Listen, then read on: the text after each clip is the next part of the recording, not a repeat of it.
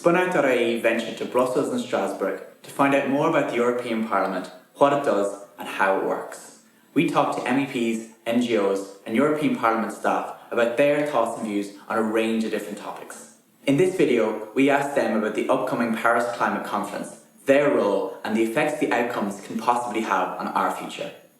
UNFCCC is an enormous beast of an organisation. I think at the Paris meeting there will be 40,000 participants, 20,000 as delegates, 20,000 as observers.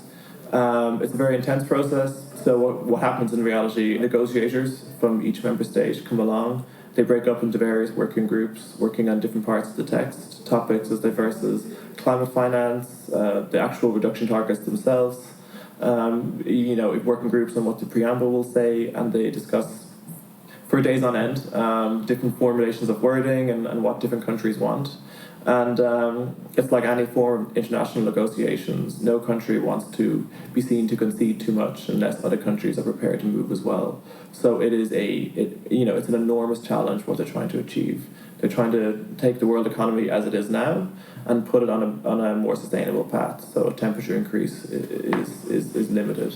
And it's big issues at stake. I mean, there are certain countries that will cease to exist unless we have a deal in December. I suppose with the climate change, what you're looking for the European Union is to set a very strong example as a leader in the field. And obviously the Volkswagen scandal has kind of damaged the European reputation in terms of carbon emissions. But they do need to take a very strong lead, and it can be difficult because lots of different countries have their own issues around climate change. Like in Ireland, agriculture can be quite controversial. In other countries, the Czech Republic, it's coal. So there's a lot of different interests coming in, but I do think it's important that we all have to take, I suppose, the difficult decisions when it comes to climate change and get a very, very strong decision in Paris in December. And it makes sense to take it at an EU level and not broken up into different member states.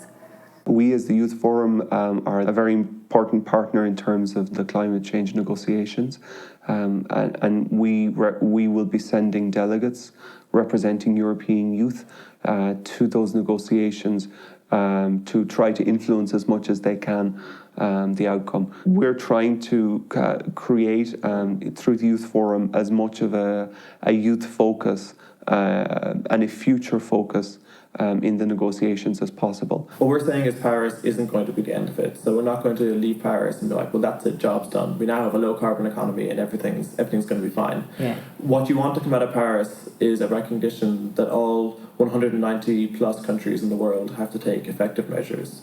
Because what stopped progress in recent decades has been developed countries going, oh, well, the likes of China and India are growing.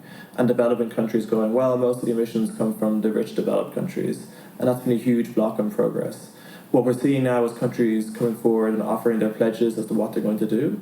And it's a recognition that all countries have to do something. And that sort of acceptance that everyone must do something is kind of a game changer.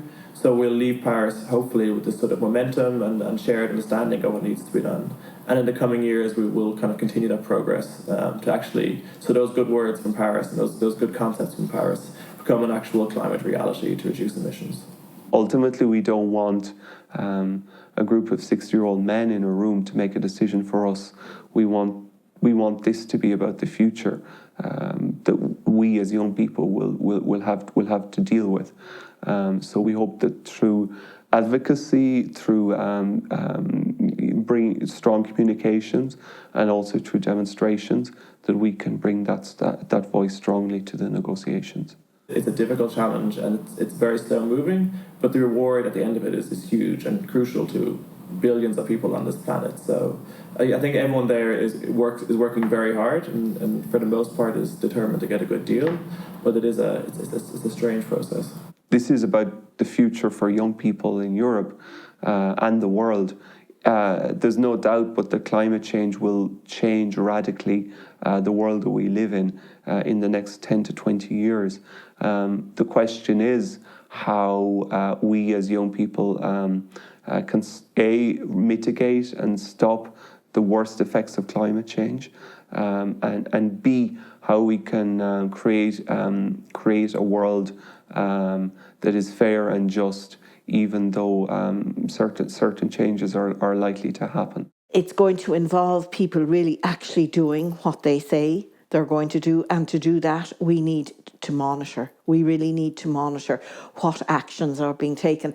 I'm hoping that really we will have more knowledge from the public too, or awareness of the seriousness of the situation. The floods, for instance, in both the UK and Ireland, and tornadoes everywhere in the United States show that this isn't somewhere in the future. These events are not unprecedented anymore. Now we're talking about mitigation. We're talking about moving people onto higher ground in Ireland, who are going to be continuously flooded. That's not going to change immediately. We have gone past the point where we can actually reverse completely out of it. But the science, actually, we can't predict how serious it could get. It could very suddenly unravel and cause major climate shifts that would seriously damage human life, if you like, and economies, unless we do something.